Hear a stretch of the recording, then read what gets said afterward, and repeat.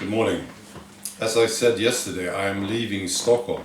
There were some comments from some, I suppose, tough guys who suggested that I should stay and fight. I find this very interesting. Yeah. There is a new reality in Sweden. Absolutely. And it's mainly happening in the suburbs of the big cities. Yeah. Because that's where they live. The assholes, the radicals, the criminals. They mainly live in the suburbs of the big cities. I think it's the same in major cities like Paris and Berlin. You will find most of the problems in the suburbs.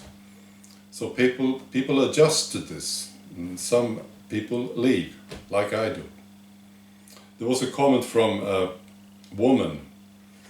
She lives in another suburb of Stockholm. It's called Hallenbergen. It's a bad place. She says, if I go shopping, it does not matter what time of the day. It's quickly out and quickly in. I no longer live, I survive. New reality.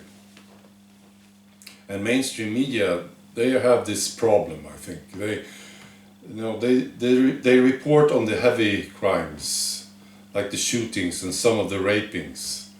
But that's just the tip of the iceberg, of course.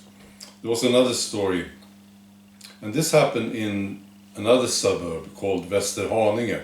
It's just 10 minutes away from where I live.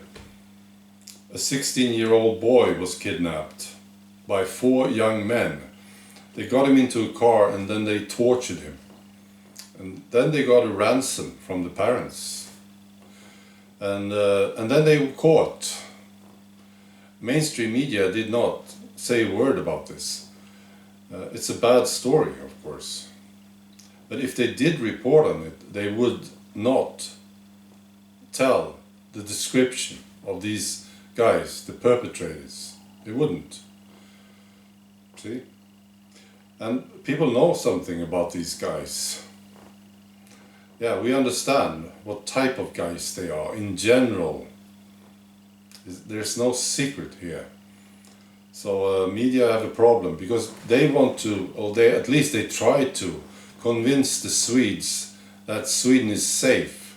They used to do this a lot. And they said that anyone who complained about the crime statistics were exaggerating or even lying. But now I don't hear much of this anymore. I think it's this problem that they have. They can't find a person who will say it. You see, they need somebody, an expert or an artist or whatever, to say it so that they can report it. There was a famous guy, his name is Henrik Schyffert. He's a stand-up comedian. He's been claiming this. He used to, at least. You don't hear anything about this anymore. There was another stand-up comedian. He said, some years ago, Sweden's never been safer. And you don't hear much about this guy anymore. So I think it's hard to find anyone to claim that Sweden is safe. You see, they even had a policeman. This happened some time ago. There was a lot of talk, there still is, a lot of talk about Malmö and the situation in Malmö.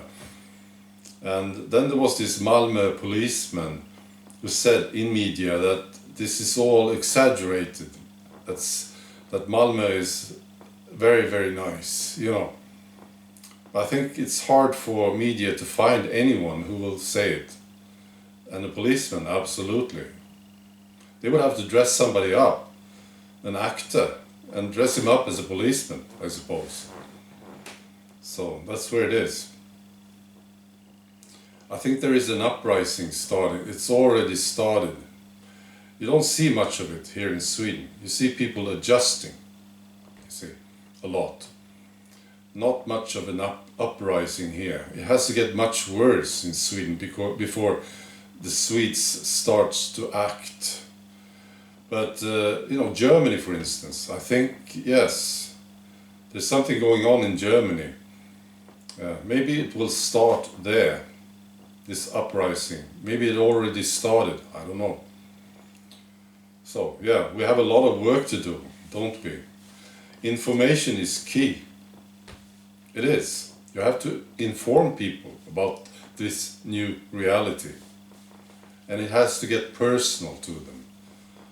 Then we will see a change. That's it. Bye.